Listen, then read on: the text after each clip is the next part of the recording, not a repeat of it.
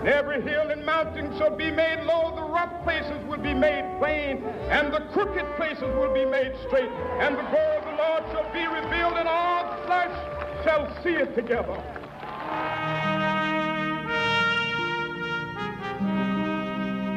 We have not even to risk the adventure alone, for the heroes of all time have gone before us. The labyrinth is thoroughly known. We have only to follow the thread of the hero path. And where we had thought to find an abomination, we shall find a god. And where we had thought to slay another, we shall slay ourselves. Where we had thought to travel outward, we shall come to the center of our own existence. And where we had thought to be alone, we shall be with all the world.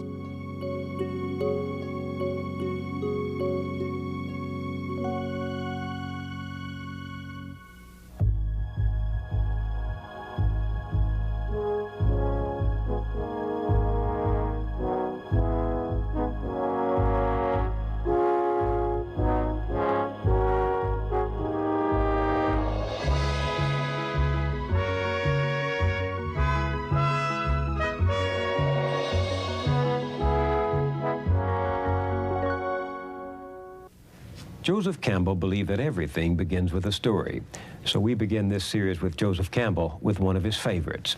He was in Japan for a conference on religion, and he overheard another American delegate, a social philosopher from New York, say to a Shinto priest, "We've been now to a good many ceremonies and have seen quite a few of your shrines, but I don't get your ideology. I don't get your theology." The Japanese paused as though in deep thought, and then slowly shook his head. "I think we don't have ideology," he said. "We don't have theology. We dance." Campbell could have said it of his own life. When he died in 1987 at the age of 83, he was considered one of the world's foremost authorities on mythology, the stories and legends told by human beings through the ages to explain the universe and their place in it. The 20 books he wrote or edited have influenced artists and performers as well as scholars and students. When he died, he was working on a monumental historical atlas of world mythology, his effort to bring under one roof the spiritual and intellectual wisdom of a lifetime. Some of his books are classics. The Hero with 1,000 Faces, which established his fame 40 years ago, and his 4-volume study of mythology, The Masks of God. Joseph Campbell was one of the most spiritual men I ever met, but he didn't have an ideology or a theology. Mythology was to him the song of the universe, music so deeply embedded in our collective unconscious that we dance to it even when we can't name the tune. Over the last 2 summers of his life, we taped these conversations in California at Skywalker Ranch, the home of his friend George Lucas, whose movie trilogy Star Wars had been influenced by Campbell's work. We talked about the message and meaning of myth, about the first storytellers, about love and marriage, gods and goddesses, religion, ritual, art, and psychology. But we always came around to his favorite subject, the hero with 1,000 faces.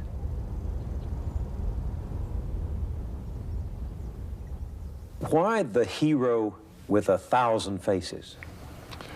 Well, because there is a certain typical hero sequence of actions, which can be detected in stories from all over the world and from many, many periods of history. And I think it's essentially, you might say, the one deed done by many, many different people. Why are there so many stories of the hero or of heroes in mythology? Well, because that's what's worth writing about. I mean, even in popular novel writing, you see, the main character is a hero or a heroine. That is to say, someone who has found or achieved or done something beyond the normal range of achievement and experience. A hero properly is someone who has given his life to something bigger than himself or other than himself. So in all of these cultures, whatever the costume the hero might be wearing, what is the deed? Well, there are two types of deed. One is the physical deed, the hero who has performed a war act or a physical act of heroism, saving a life. That's a hero act. Giving himself, sacrificing himself to another. And the other kind is the spiritual hero who has learned or found a mode of experiencing the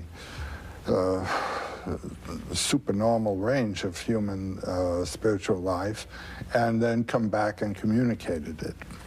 It's a cycle. It's a going and a return that the hero cycle represents.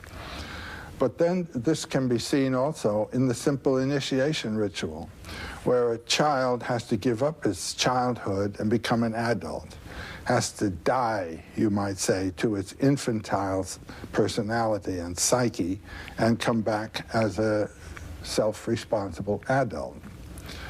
It's a fundamental experience that everyone has to undergo. We're in our childhood for at least 14 years, and then to get out of that posture of dependency, psychological dependency, into one of psychological self-responsibility requires a death and resurrection. And that is the basic motif of the hero journey. Leaving one condition, finding the source of life to bring you forth in a richer or more mature or other condition.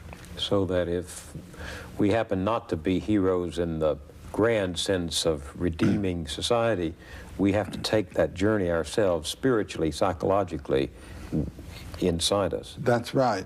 And Otto Rank, in his wonderful, very short book called The Myth of the Birth of the Hero, he says that everyone is a hero in his birth. He has undergone a tremendous transformation from a little, you might say, water creature living in a realm of the amniotic fluid and so forth, and then coming out, becoming an air-breathing mammal that ultimately will be self-standing and so forth. This is an enormous transformation, and it is a heroic act, and it's a heroic act on the mother's part to bring it about. That's the primary hero form, you might say. Still a journey to be taken after that. There's a big one to be taken. And that journey is not consciously undertaken.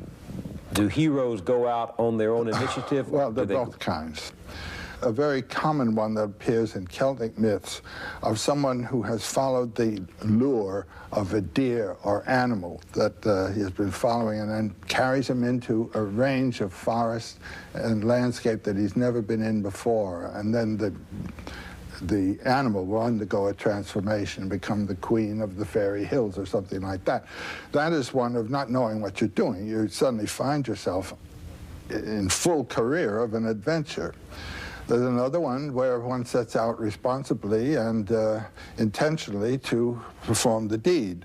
For instance, when Ulysses' son, Telemachus, was called by Athene, "Go find your father." That father quest is a major hero adventure for young people. That is the adventure of finding what your career is, what your nature is, what your source is. He undertakes that intentionally. Then there's one into which you are thrown and pitched. For instance, being drafted into the army.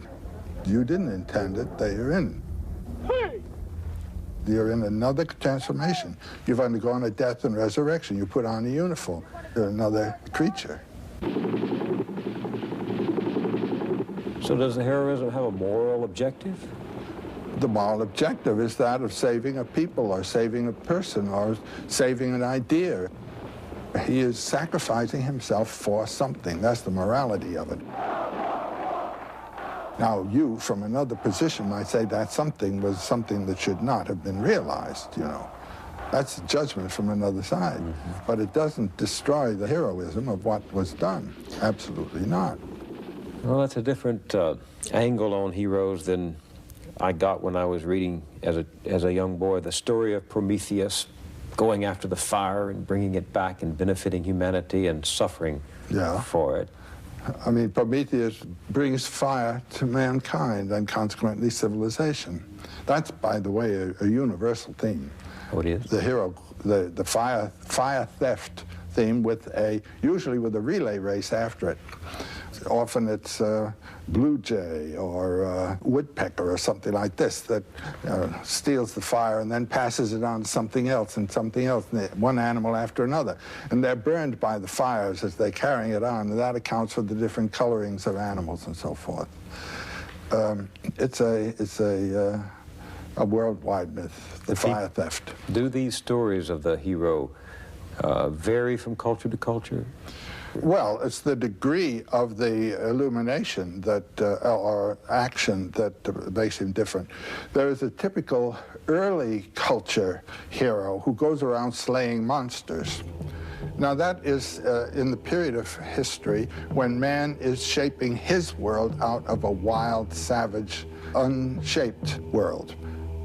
Well, it has another shape, but it's not the shape for man. He goes around killing monsters. So the hero evolves over time, like most other concepts and ideas and... Well, he evolves as the culture evolves. Yeah. Now, Moses is a hero figure. In his ascent of the mountain, his meeting with Yahweh on the summit of the mountain and coming back with the rules for the formation of a whole new society. That's the hero act. Departure, fulfillment, return. And on the way, there are adventures that can be paralleled also in other traditions. Now, the Buddha figure, it's like that of the Christ. Of course, 500 years earlier, you could match those two traditions right down the line, even to the characters of their apostles or their monks. Christ, now there's a perfectly good hero deed formula represented there. And he undergoes 3 temptations. The economic temptation, where the devil says, "You look hungry, young man, change the stones to bread." Jesus said, "Man lives not by bread alone, but every word from the mouth of God." Next, we have the political temptation. He's taken to the top of a mountain and shown the nations of the world and says, "You can come into control of all these if you'll bow to me." And then, "No, you're so spiritual. Let's go up to the top of Herod's temple and see you cast yourself down, and God will bear you up and you won't even bruise your heel." So he says, "You shall not tempt the Lord your God." Those are the 3 temptations of Christ in the desert. The Buddha also goes into the forest, has conferences with the leading gurus of the day, and goes past them. Comes to the Bo tree, the tree of illumination, undergoes 3 temptations. They're not the same temptations, but they are 3 temptations.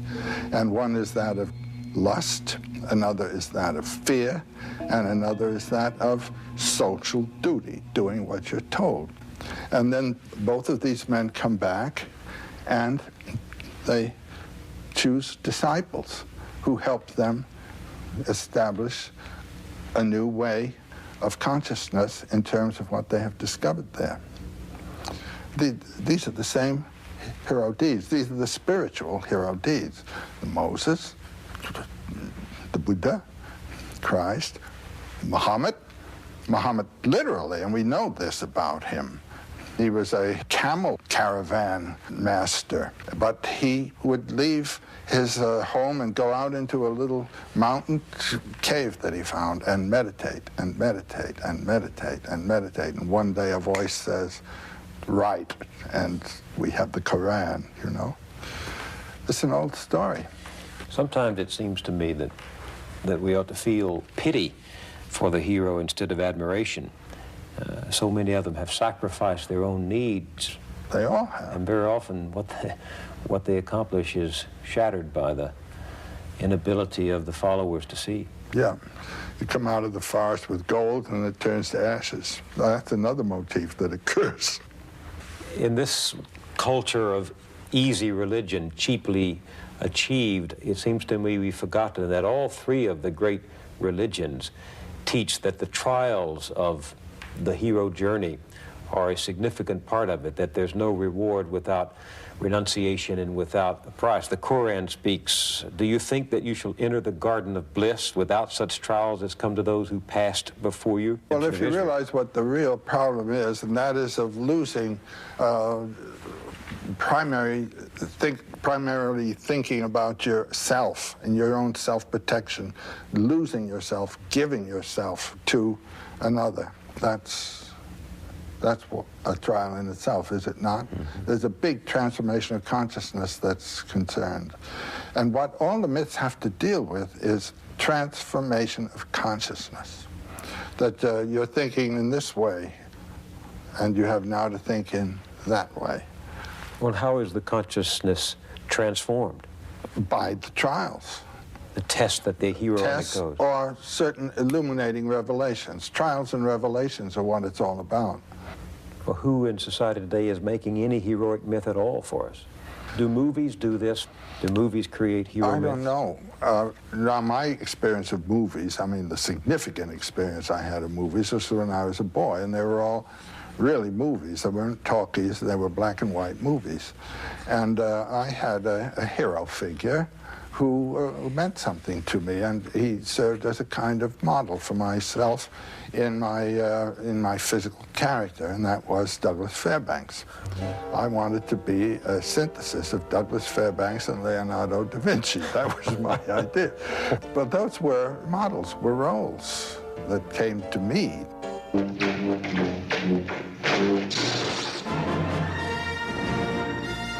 Does a movie like Star Wars fill some of that need for the spiritual adventure, for the hero? Oh, it's perfect. It does the cycle perfectly. It's not simple morality play. It has to do with the powers of life and their inflection through the action of man. One of the wonderful things I think about this adventure into space is that the narrator, the artist, the one thinking up the story, is in a field that is not covered by our own knowledges, you know. There was much of the adventure in the old stories is where they go into regions that no one's been in before. Well, we've now conquered the planet, so there are no empty spaces for the imagination to go forth and fight its own war, you know, with powers. And that was the first thing I felt there. There's a whole new realm for the imagination to open out and live its forms. Do you, when you look at something like Star Wars, recognize some of the themes of the hero throughout mythology? Well, I think that George Lucas was using standard mythological figures. The old man as the advisor. Well, specifically, what he made me think of is the Japanese sword master. Remember, a Jedi can feel the Force flowing through him. I've known some of those people, and this man has a bit their character. Well, there's something mythological, too, isn't there, in the sense that the hero is helped by this stranger who shows up and gives him some instrument, a sword or a sheaf of light, shaft of light. He gives him not only a physical instrument, but a psychological commitment and a psychological center. This time, let go your conscious self and act on instinct. Well, he had him exercising with that strange weapon and then pulled the mask over. That's real Japanese stuff. I'll take them myself. When I took our two sons to see it, they did the same thing the audience did at that moment when the voice of Ben Kenobi says to Luke Skywalker in the climactic moment, "Use the Force, Luke. Let go, Luke."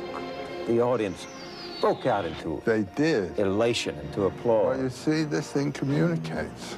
It is in a language that is talking to young people today, and that's marvelous.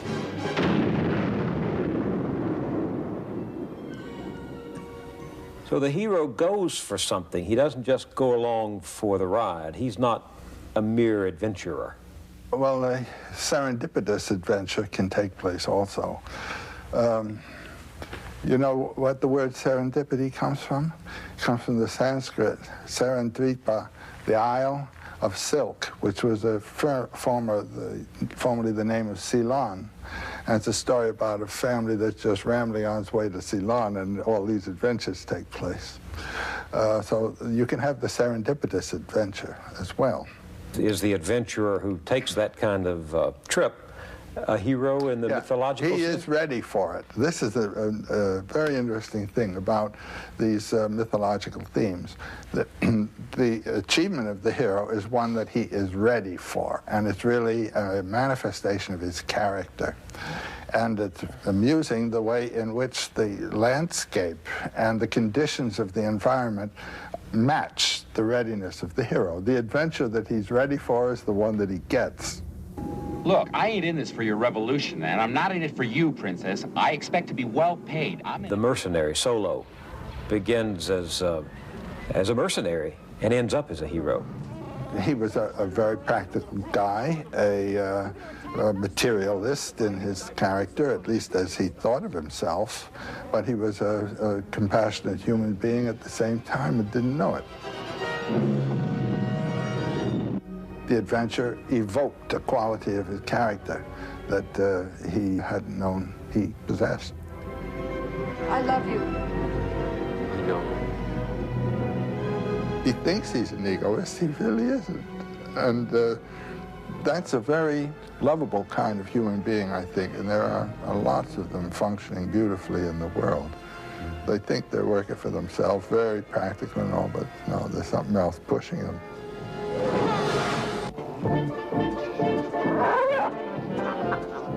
What did you think about the scene in the bar? That's my favorite, not only in this piece, but of many, many pieces I've ever seen. Well, where you are is on the edge. You're about to embark into the outlying spaces. And the real adventure of it. A real adventure. This is the jumping off place. And there is where you meet people who've been out there, and they run the machines that go out there, and you haven't been there. It reminds me a little bit in Robert Louis Stevenson's Treasure Island, the atmosphere before you start off the adventure. You're in a seaport, and there's old salt seamen who've been on the sea, and that's their world, and these are the space people also. I got a bad feeling about this.